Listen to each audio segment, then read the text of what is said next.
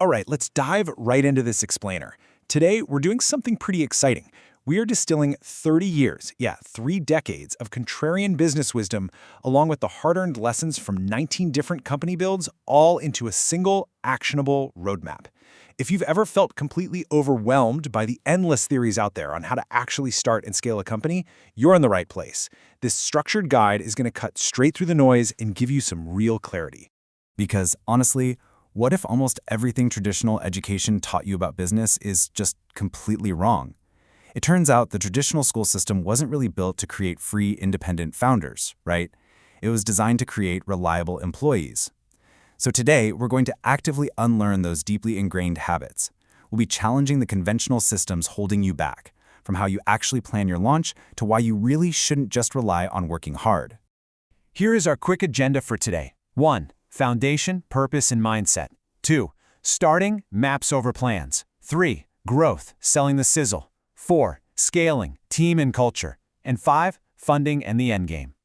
All right, so starting off with Section 1, Foundation, Purpose, and Mindset, rewiring your brain for true entrepreneurial success.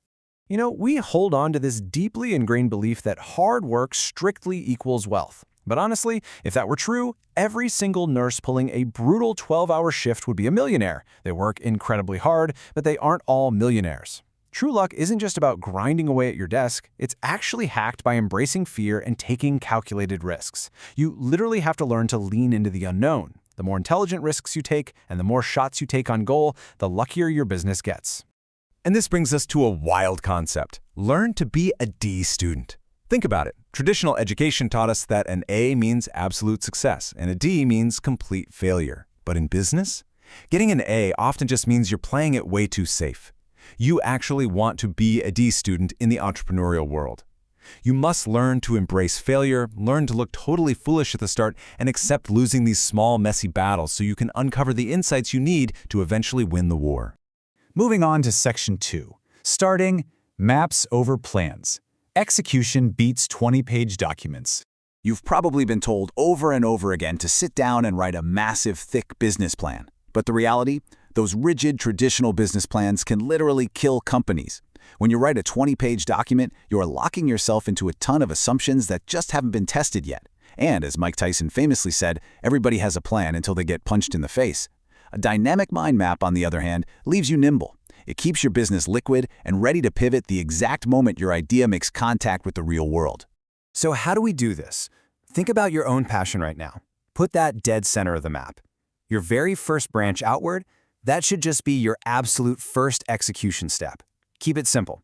For example, if you eventually want to build this massive global media network, your first node might literally just be recording a raw podcast on a cheap microphone in your closet. From there, you organically branch out into future possibilities. Who you might network with, who you'll hire next, what brands you could partner with. The map is infinite, and it evolves exactly as you do. Now, often, the best first branch on that map is actually bringing on a co-founder. And when you find a business partner, pairing your weaknesses with their strengths makes the synergy explosive. 1 + 1 absolutely does not equal 2. It equals 11. But here is the critical part. You must ensure you share the exact same moral code. You can have totally complementary skill sets, but if your ethics and deeply held values don't align, the business will eventually tear itself apart. Test that moral alignment super early because you're picking a life partner. Which brings us to Section 3, Growth, Selling the Sizzle, Mastering the Art of Sales and Unconventional Marketing. When it comes to sales, you have got to stop selling the steak, sell the sizzle. Think about Apple for a second. They never sold the raw processing speed or the storage capacity of an iPod. They sold a tool for creative game changers. They focused entirely on the emotional outcome and the identity of the user. Your customers are not waking up excited to buy a boring bulleted list of features, right? They are buying a better, faster, or cooler version of themselves. But selling that sizzle follows a very strict human sequence. Never pitch blindly, okay? Step 1. Actually do the research to figure out if they need you. Step 2, build a genuine human connection to see if they genuinely like you, and frankly, to see if you even like them. If those two foundational conditions are met, Step 3, the deal, will naturally follow. Top performers don't aggressively force deals. They persistently build relationships, sometimes over years, until the timing is absolutely perfect. Marketing, meanwhile, should be a highly creative, fun experiment. Don't spread yourself thin across 5 different platforms poorly. Master one social system incredibly well, and think entirely outside the box. Take the staircase method. There's an actual story of a founder who bought a literal, physical staircase at a London auction just to creatively newsjack an ongoing media narrative. That single stunt secured millions of dollars in free global PR. Amazing, right? Also, a quick, powerful tactical tip. When you're hunting for big brand sponsors, you're usually way better off selling to their media buyers or ad agencies rather than the brand directly. They are the ones actually holding the budgets. Okay, let's jump to Section 4, Scaling, Team and Culture. Moving from a generalist to a specialist organization. Bringing in those specialists requires a truly magnetic culture, because culture will eat strategy for breakfast every single time. If you hire people who genuinely align with your company's core purpose, and you take the leap to give them actual equity in the business, everything fundamentally changes. You'll no longer manage people, you will only manage purpose. When your team members are literal owners, they treat the business like owners. They manage themselves. But scaling a culture also means making incredibly tough calls, specifically regarding the 7 and 8 rule. Now, I know it sounds harsh to fire someone who is almost good enough, but you absolutely have to have the courage to do it. These are the employees who never quite excel. If they're allowed to just surf by without any consequences, your true 9s and 10s will look around, see that mediocrity is tolerated, and they will leave. Top performers hate carrying dead weight. You have to protect your best people by making the hard cuts.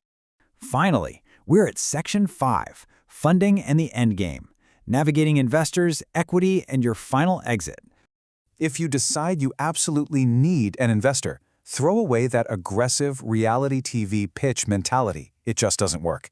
If you identify the perfect angel investor, simply ask them for specific advice instead of their money. This makes them feel deeply valued for their intellect. It shows you respect their expertise, not just their wallet. And ironically, bringing them into your inner circle for advice often triggers a deep fear of missing out, and they naturally end up offering to invest. Because remember, the very best equity is the equity you actually keep. Before giving away a huge piece of your company to a VC or a bank, consider highly creative, non-dilutive methods. Can you pre-sell your inventory via crowdfunding to completely finance your first production run? Or can you ask an incredibly happy, cash-rich client to bankroll your expansion into a new geographic market in exchange for a temporary discount? Always leverage your existing ecosystem first.